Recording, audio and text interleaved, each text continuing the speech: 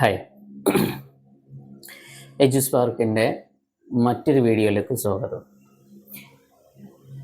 നിങ്ങൾ ശത്രുക്കൾ ഉള്ള ആളുകളാണോ?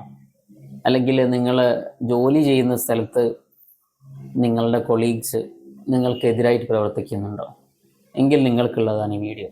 ഓക്കെ, ഇത് സ്കിപ്പ് ചെയ്യാതെ കാണാം. അതിന് 12 തന്ത്രങ്ങൾ ചാണക്യൻ പഠിപ്പിക്കുന്നുണ്ട്. ഒന്നാമത്തെ തന്ത്രം എന്ന് പറയുന്നത് എതിരാളിയുടെ മനസ്സിനെ കീഴ്പ്പെടുത്തുക എന്നുള്ളതാണ്.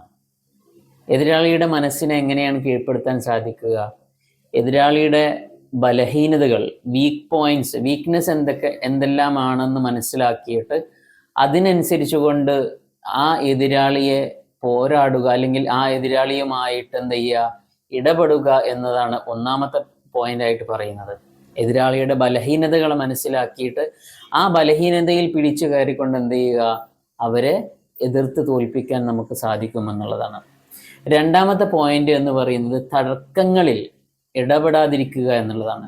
എതിരാളിയായിരുന്നാലും ശരി, അല്ലെങ്കിൽ നമ്മുടെ കൊളീഗ്, നമ്മളെ ഇഷ്ടപ്പെടാത്ത ആളുകളായിരുന്നാലും ശരി, അവരുമായിട്ട് യാതൊരുവിധ തർക്കത്തിനും പോകാതിരിക്കുക എന്നുള്ളത് നമ്മൾ ചെയ്യേണ്ട ഒരു പ്രധാനപ്പെട്ട ഒരു കാര്യമാണ്. കാരണം തർക്കങ്ങൾ എന്തെല്ലാം കാര്യങ്ങളാണ് നമുക്ക് ഉണ്ടാക്കുക? അത് ലാഭനഷ്ടങ്ങൾ ഉണ്ടാക്കുമോ? ഓരോ തർക്കങ്ങളും ഒരുപക്ഷെ അത് ഒരു വലിയ പ്രശ്നത്തിലേക്ക് എന്ത് ചെയ്യുന്നു, അത് വഴിമാറുന്നു എന്നുള്ളതാണ്. അതുകൊണ്ട് തർക്കങ്ങളിൽ ഏർപ്പെടാതിരിക്കുക എന്നുള്ളത് രണ്ടാമത്തെ പോയിന്റാണ്. പിന്നെ വ്യക്തതയോടെയും അതുപോലെ തന്നെ ക്ഷമയോടും കൂടി സംസാരിക്കുക എന്നുള്ളതാണ് മൂന്നാമത്തെ പോയിന്റായിട്ട് പറയുന്നത്.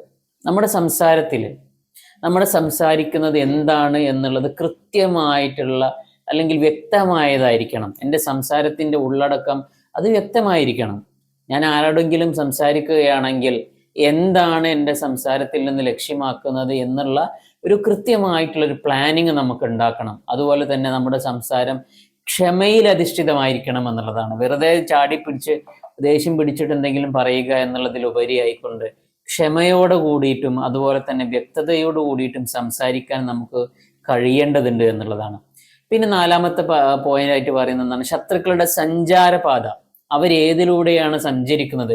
അത് നമ്മൾ വിചാരിക്കുന്ന പോലെ വഴി മാത്രമല്ല, അവരേതൊക്കെ മാർഗങ്ങളാണ് നമ്മെ തകർക്കാൻ വേണ്ടിയിട്ട് ഉപയോഗിക്കുന്നത്, അല്ലെ? ചിലപ്പോൾ വാക്കുകളായിരിക്കാം, ചിലപ്പം സൈബർ ആക്രമണങ്ങളായിരിക്കാം. അപ്പൊ അവർ ഏതൊക്കെ രീതിയിലാണ് നമ്മളെ പ്രതികരിക്കാൻ, അല്ലെങ്കിൽ നമ്മളോട് പ്രതികരിക്കാൻ വേണ്ടിയിട്ട് അവർ ഉപയോഗിക്കുന്ന പാതകൾ ഏതൊക്കെയാണെന്ന് കൃത്യമായിട്ടുള്ളൊരു ബോധം നമുക്ക് ഉണ്ടാവേണ്ടതുണ്ട് എന്നുള്ളതാണ്.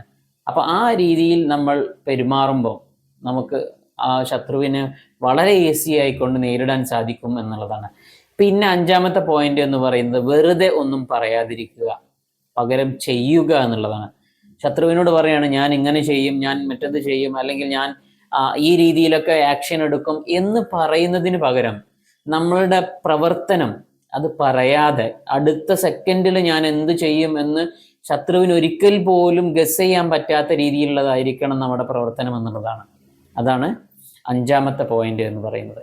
ആറാമത്തെ പോയിന്റ് നർമ്മം ഉണ്ടാക്കുന്ന രീതിയിൽ സംസാരിക്കാൻ പഠിക്കുക എന്നുള്ളതാണ്.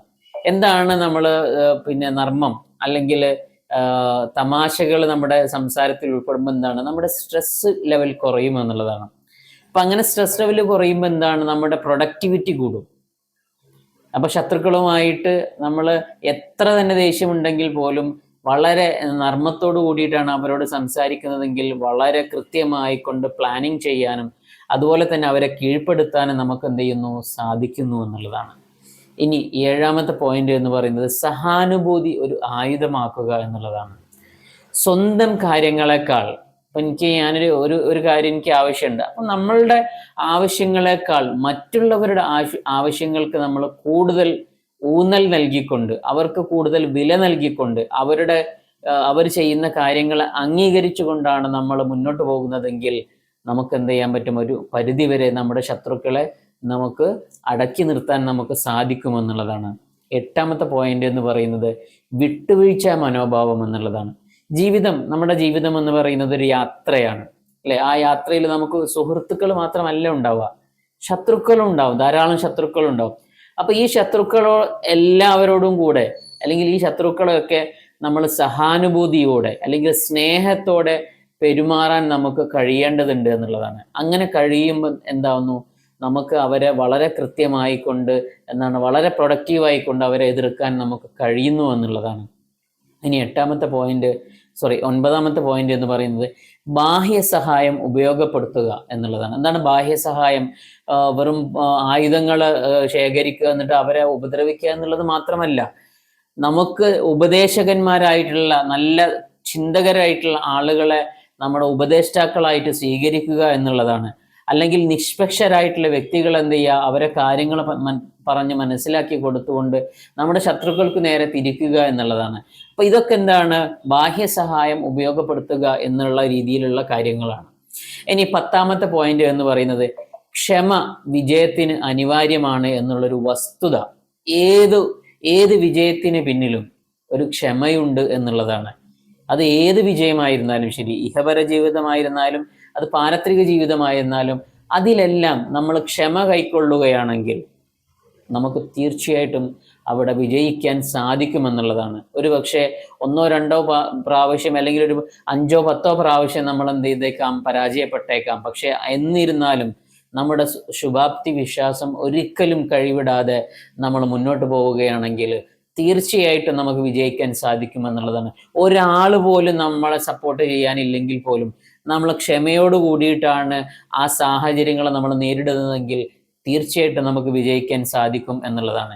ഇനി 11ാമത്തെ പോയിന്റ് എന്ന് പറയുന്നത് അതിരുകൾ നിശ്ചയിക്കുക എന്നുള്ളതാണ്.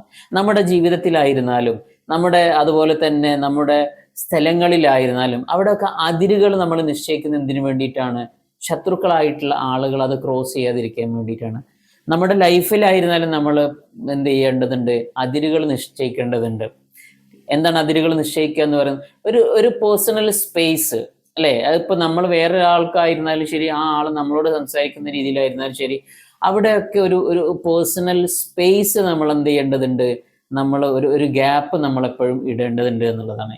ഇത് നമ്മുടെ പേഴ്സണാലിറ്റി, നമ്മുടെ വ്യക്തിത്വത്തെ ഫലവത്താക്കാൻ സാധിക്കും എന്നുള്ളതാണ്. ഇനി 12ാമത്തെ പോയിന്റ്, അവസാനത്തെ പോയിന്റ് എന്ന് പറയുന്നത് ആത്മനിയന്ത്രണമാണ്, സെൽഫ് കൺട്രോൾ എന്നുള്ളതാണ്. നമുക്ക് നമ്മുടെ മനസ്സിനെയും ശരീരത്തെയും നമുക്ക് കൺട്രോൾ ചെയ്യാൻ സാധിക്കുമെങ്കിൽ നമുക്ക് ലോകത്തെ കീഴ്പ്പെടുത്താൻ സാധിക്കുമെന്നുള്ളതാണ്. ഒരിക്കൽ നബി സല്ലല്ലാഹു അലൈഹി വസല്ലമ യുദ്ധം കഴിഞ്ഞ് വരുന്ന സമയത്ത് ശത്രുക്കളായിട്ടുള്ള ആളുകളോട് വിജയം കൈവരിച്ച് വരുന്ന സമയത്ത് പറഞ്ഞു, ഇനി നിങ്ങൾ ഇതിനേക്കാളും വലിയൊരു യുദ്ധമാണ് ചെയ്യാൻ പോകുന്നതെന്ന് പറഞ്ഞു. അപ്പോൾ സഹാബികൾ ചോദിച്ചു, എന്താ സംഭവം എന്ന് ചോദിച്ചു.